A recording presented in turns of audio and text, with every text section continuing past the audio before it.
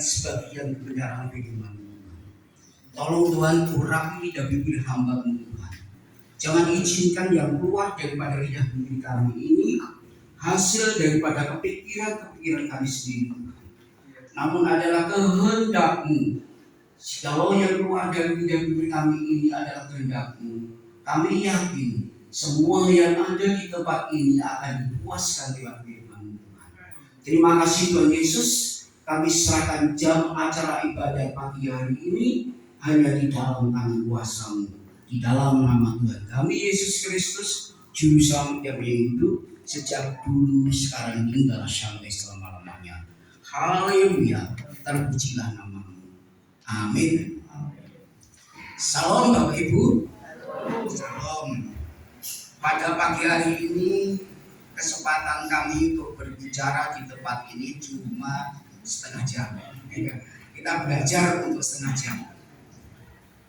Bapak Ibu, sebetulnya kami percaya dengan kuasa Tuhan Yesus yang dilimpahkan di dalam kehidupan kami dan Bapak Ibu sekalian.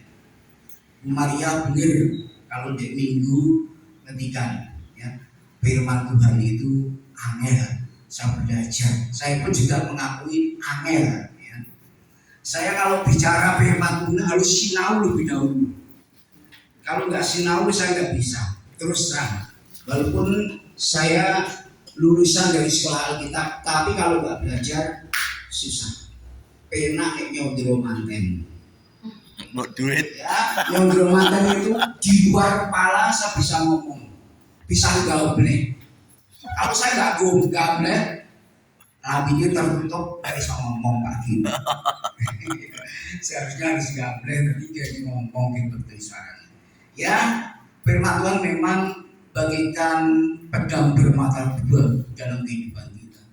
Sebelum saya berbicara, sebelum hamba Tuhan ini berbicara, firman Tuhan itu sudah memukul awake dhewe, memukul hamba Tuhan, gak ngenai jemaatnya lebih dulu, tapi ngenai awake dhewe. Sebagaimana yang dituliskan di dalam Ibrani, surat Rasul Paulus yang ditujukan pada orang-orang Ibrani pasal 4 ayat 12. Apa bunyinya? Kita baca bareng-bareng ya.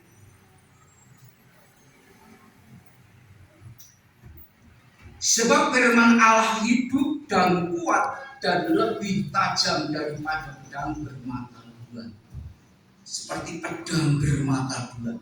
Jadi firman Allah ini sak dulu ngenai panjenengan, lebih dulu ngenai hidupnya sing ngomong sing gomblek. Itu kena sih. Ya, saya kena dulu.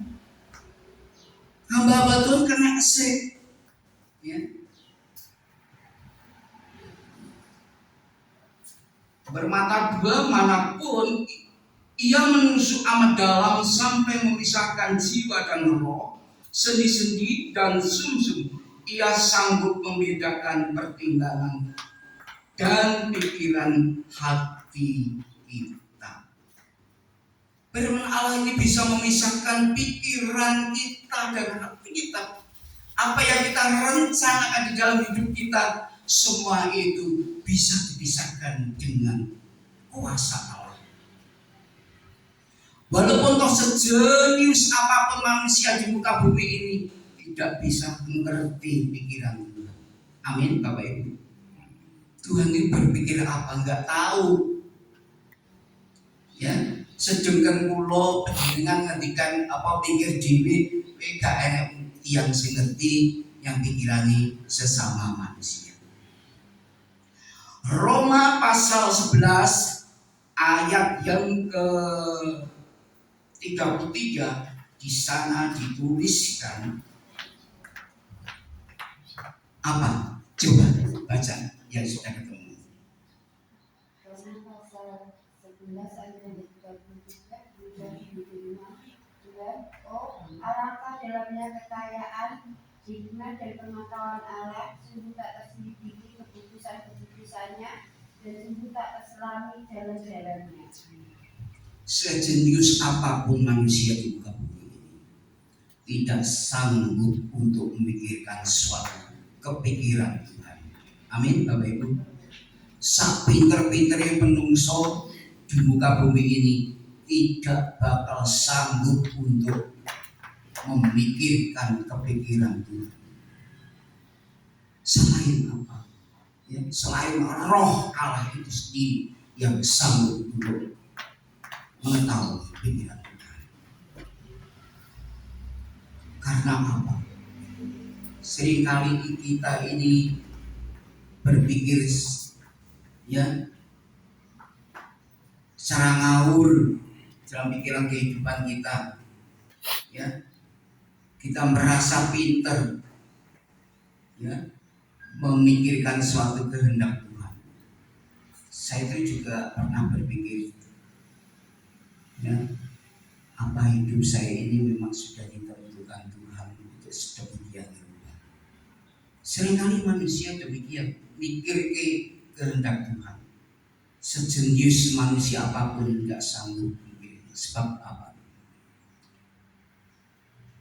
Bapak Ibu yang dikasih Tuhan, maka oleh sebab itu kita kalau memikirkan tentang firman Allah ini, dan firman Allah itu sangat berharga sekali.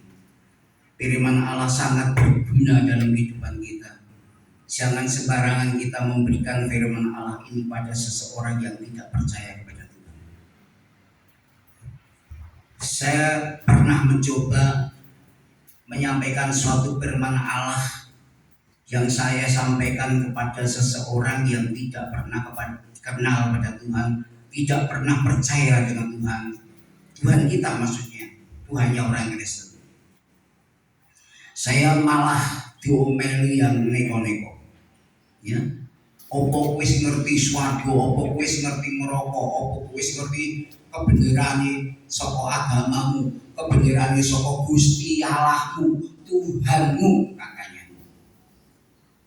Maka oleh sebab itu sekali-sekali jangan kita memberikan firman Allah yang semena-mena pada orang yang tidak percaya pada Tuhan. Amin. Jangan sekali-sekali kita memberikan, ya. Walaupun benar kita itu harus menginjil, tapi lain dengan orang yang tidak mengenal dengan cara yang gagahan. Sosok kita datang kepada orang yang dia tidak mengenal Tuhan itu, kalau ngomong malah kita itu difitnah. Sosok kita itu malah dionek-onek. Maka oleh sebab itu, sebagaimana firman Allah yang tercantum dalam Alkitab, dalam Matius pasal yang ke-7, kita lihat.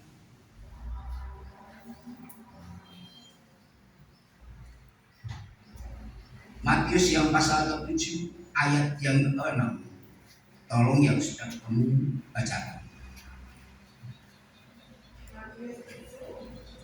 Ayat yang ke-6.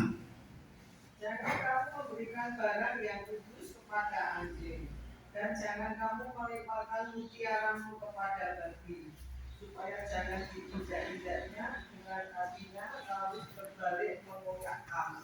Nah, betul kan? Di sini dijelaskan, jangan kamu memberikan barang yang kudus pada anjing. Anjing itu siapa? Dalam firman Tuhan ditulis, orang yang tidak percaya dengan Tuhan Yesus ibarat apa? Ibarat apa, Bapak Ibu yang pertama baca Alkitab? Ibarat segambur. Dan jangan kamu melemparkan mutiaramu kepada babi. Mutiara itu apa? Mutiara itu firman Tuhan. Ya, mutiara itu firman Tuhan. Jangan kamu berikan kepada babi, supaya jangan diinjak-injaknya dengan kakinya. Lalu ia berbalik mengoyak kamu, supaya jangan mereka berbalik untuk menghancurkanmu, menghina kamu, karena kamu salah memberikan firman Allah yang kudus ini pada seseorang yang tidak mengenal pada Tuhan. Amin. Firman Allah kita berikan kepada orang yang sudah percaya, oleh percaya pada Tuhan, mulai dia bibre percaya dengan Gusti Yesus, kita berikan satu pengetahuan. Jadi jangan langsung kalau kita menginjil, kita berikan firman Allah itu langsung, jangan. Tapi pelan-pelan, ya, pelan-pelan. Dulu saya waktu ditugaskan dari sekolah, saya harus praktek di Bangga Besar di Jakarta, di tempatnya Bapak Supriyadi di sana. Saya menjumpai seseorang, saya dengan pelan-pelan bisa ngomong, Bapak kenal Tuhan Yesus? Belum. Bapak mau kenal Tuhan Yesus? Tuhan Yesus itu siapa? Saya pernah dengar tapi saya belum kenal sama dia. Pelan-pelan, sedikit demi sedikit saya arahkan Tuhan Yesus itu adalah Putra Allah yang tunggal. Ya. Tidak langsung, kamu masuk Kristen, lebuannya gereja, dolanya gereja, yang gereja itu MBG. Tidak sedemikian Bapak Ibu, tidak semudah itu. Apalagi zaman sekarang berbeda dengan zaman saya dulu waktu praktek. Ya, itu masih agak muda, jemaatnya masih agak muda, dijawel dijak ke gereja masih seneng. Seminggu dolanya gerejaku, sok banyak mulai yang gereja meneng, gak apa-apa, itu masih muda. Tidak usah kita pameri MBG, dia semerintil. Waktu dulu Bapak Ibu. Iya, ada seorang obung, seorang kakek-kakek hampir meninggal dunia. Ia juga di Mangga Besar sana waktu itu di Jakarta. Sudah tua renta, dia sudah berbaring sakit.